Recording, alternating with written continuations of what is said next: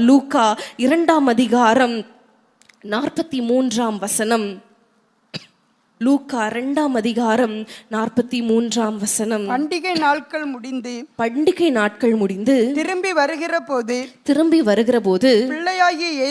பிள்ளையாகிய இயேசு எருசலேமிலே இருந்து விட்டார். இது அவருடைய தாயாருக்கும் யோசேப்புக்கும் தெரியாதிருந்தது. அடுத்த வசனம். அவர் பிரயாணக்காரரின் கூட்டத்திலே இருப்பார் என்று அவர்கள் நினைத்து ஒரு நாள் பிரயாணம் வந்து உறவின் முறையாரிடத்திலும் அறிமுகமானவர்களிடத்திலும் அவரை தேடினார்கள். இந்த காரியம் என்னன்னு பார்க்கும் பொழுது, இயேசுவின் தாயும் தகப்பனும் வருஷந்தோறும் எருசலேமுக்கு பஸ்கா பண்டிகைக்கு போவாங்க. போய்விட்டு திரும்ப வரும் பொழுது இயேசு கூட வரல, எருசலேம்ல இருந்து விட்டார். ஆனால் அது தன்னுடைய தாய்க்கும் தகப்பனுக்கும் தெரியலை. இன்றைக்கு அநேக நேரத்தில் அப்படிதான், ஆண்டவர் நம்மோடு இருக்கிறாருன்னு தான் நினச்சி கொண்டே இருக்கிறோம். ஆண்டவர் என்னோடு தான் இருக்கிறாரு, ஆனால் இல்லை. ஏன்னா நம்முடைய பாவங்கள், நம்மளை ஆண்டவரை தேடலை என்றால் ஆண்டவர் எப்படி நம்மோடு இருப்பார்? இங்கே பாருங்க, ஆண்டவர் இருக்கிறார் என்று அறியாமல் அவங்க பாட்டுக்கு அந்த பயணத்தை தொடர்றாங்க. அவங்க பாட்டுக்கு அவங்க வீட்டுக்கு திரும்ப போகிற அந்த பயணத்தில் தொடர்றாங்க. ஆனால் எப்பொழுது கண்டுபிடிச்சாங்க தெரியுமா? ஒரு நாள் பிரயாணம் வந்ததுக்கு அப்புறம் தான் அவங்களுக்கு தெரியுது, ஐயோ ஆண்டவர் என்னிடத்துல இல்லையே, ஆண்டவரை நம்ம மிஸ் பண்ணிட்டோமே, ஐயோ இயேசு என்னிடத்துல இல்லையே, ஆண்டவரை மிஸ் பண்ணிட்டோமே என்று சொல்லி ஒரு நாள் பிரயாணம் அப்புறம் தான் தெரியுது. அதுக்கப்புறம் என்ன செய்யறாங்க? அவரை தேடி தேடி போகிறாங்க. திரும்ப எருசலேமுக்கு போகலாம், வந்த வழியில தானே அவர் இருப்பாரு அப்படின்னு சொல்லி திரும்ப எருசலேமுக்கு போகும்போது 46ஆம் வசனத்தை பாருங்க. 3 நாளைக்கு பின்பு அவர் தேவாலயத்தில் போதகர் நடுவில் உட்கார்ந்திருக்கவும் அவர்கள் பேசுகிறதை கேட்கவும் அவர்கள் வினாவும் கண்டார்கள். 3 நாளைக்கு அப்புறம் தான் ஆண்டவரை திரும்ப கண்டுபிடிக்க முடிந்தது. இந்த காரியத்தை குறித்து எங்க அம்மா ஒரு அருமையான ஒரு வெளிப்பாட சொல்லுவாங்க. என்ன தெரியுமா?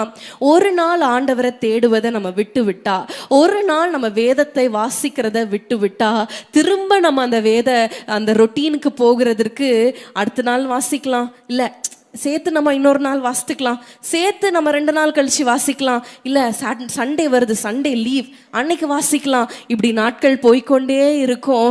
ஆண்டவர் நம்மை விட்டு தூரம் போய்கொண்டே இருப்பார். இன்றைக்கு நம்ம ஆண்டவரை விட்டுவிடக்கூடாது. ஆண்டவர் இருக்கிறாரா இல்லையா என்று அறிவில்லாமல் இருக்கிறாங்க. ஆண்டவர் என் கூட தான் இருக்கிறாரு, ஆண்டவர் என் ஜெபத்தை கேட்கிறாரு. எங்க கேட்கிறாரு? எங்க பேசுகிறாரு? உங்கள் வாழ்க்கையில நடக்கிற காரியங்களை குறித்து உங்களுக்கு வெளிப்படுத்துகிறாரா? முன் அறிவித்து உங்களுக்கு ஜெபி வைக்கிறாரா? அப்படிப்பட்ட அனுபவங்கள் இருக்கிறதா? இன்றைக்கு நம்ம ஆண்டவரிடத்துல சொல்ல போற, ஆண்டவரே இன்னும் நான் உம்மை தேடணும், ஹல்லேலூயா, இன்னும் ஆண்டவரிடத்துல கிட்டி சேரணும். ஆண்டவர் சொல்லுகிறார், மோசே என்னுடைய சிநேகிதனிடத்துல நான் பேசுகிறது போல முகமுகமாய் பேசினேன். ஏன் பேசுகிறார்? ஆண்டவர் அந்த வசனங்கள் எல்லாம் வாசிக்கும் பொழுது நம்ம பார்க்கிறோம், மோசே ஆண்டவரிடத்துல ஜெபிக்கிறார். ஆண்டவரே இதை நான் என்ன செய்யணும், எங்க போகணும், எப்படி செய்யணும், ஒவ்வொரு காரியத்திலும் ஆண்டவர் உங்களுக்கு வெளிப்படுத்துகிறார். 40 நாட்கள் மலையில போய் ஆண்டவரோடு அவர் இணைந்து சஞ்சரித்து கொண்டு இருக்கிறார். இப்படிப்பட்ட அனுபவங்கள்லாம் நமக்கு இருக்கிறதா? இல்லையே. நம்முடைய போராட்டம், நம்முடைய சமையல், நம்முடைய வேலைகள், குடும்பத்தை பார்க்கிறது, இப்படி காரியங்களே நம்ம உழன்று போகிறோமே. ஒருவேளை நீங்க சொல்லலாம், எனக்கும் ஆசைதான் ஆண்டவரிடத்துல பாதத்துல உட்காரணும், ஆண்டவரிடத்துல ஜெபிக்கணும், உபவாசிக்கணும், ஆண்டவரோடு பேசணும்.